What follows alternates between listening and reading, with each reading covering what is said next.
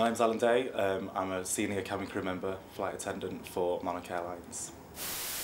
Monarch Airlines here in Manchester, we've been going for 41 years. So we started off as an engineering company in 1968, bought our first aircraft in 1969. Our head office is in Luton. But here in Manchester we do short haul and long haul destinations. We fly to such places as Goa, Florida, and also the normal short haul destinations such as Greece and the Canary Islands and Spain. First of all, you have your captain who's in charge, and then it's obviously the first officer, and then the roles go down in numerical order. So on the larger aircraft you have a purser, and then it goes down to what we call the number one, who's another manager on board. Then there's a number two, which is my job role, which is another manager on board. Those three are called the seniors on board the aircraft. And then we can have up to another 10 cabin crew.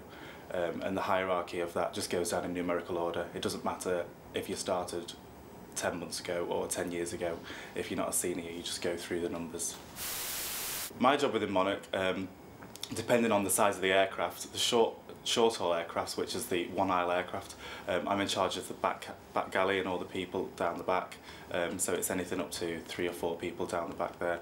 I'm also in charge of all the bars on board and the money and the computers. The senior member of crew on board does the safety briefing and the welcome on board.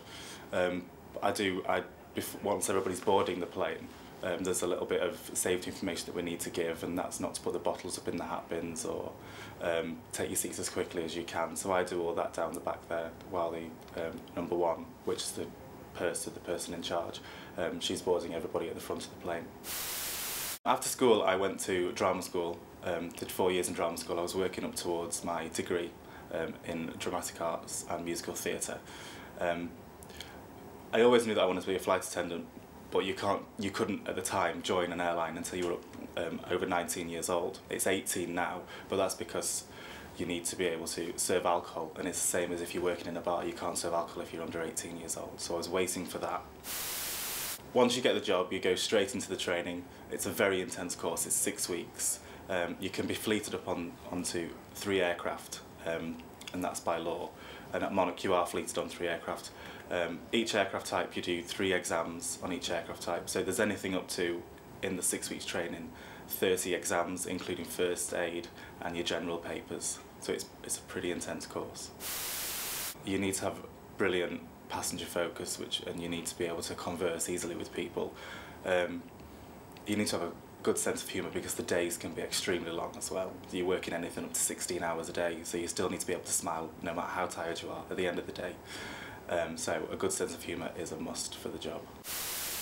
It's all done on a roster system, so it depends. You've never got the same flights in the same week. So for example, this week I've just done 6 flights.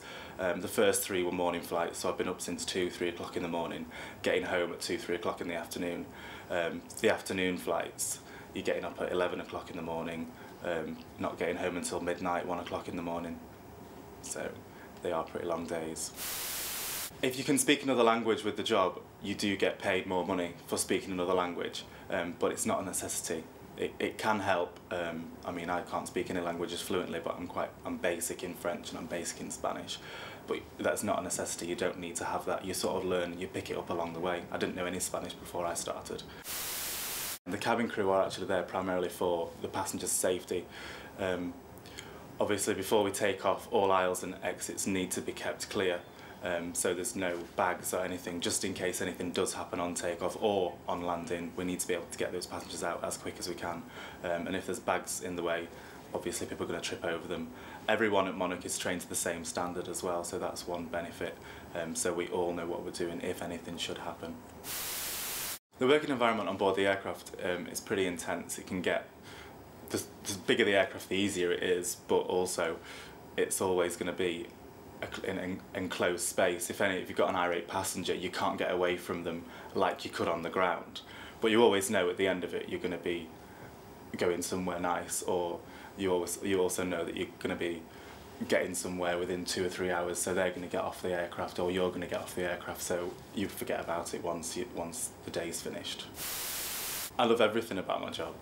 nobody loves their job as much as I do, not that I know anyway. One of the main things I like about the job is obviously going away up to 10 days at a time. People have saved up for their holidays for years and years, on some occasions, and I'm at the start of the holiday, and I'm at the end of their holiday, and I want to make sure that their holiday is the best holiday that they're ever going to have. I would say try and get into a job where you can meet customers, where you can be face to face with people. For example, I worked at Pizza Hut for 2 years whilst I was at college, and that just gave me a stepping stone up to it because I had customer service experience, which is what you need to be part of cabin crew.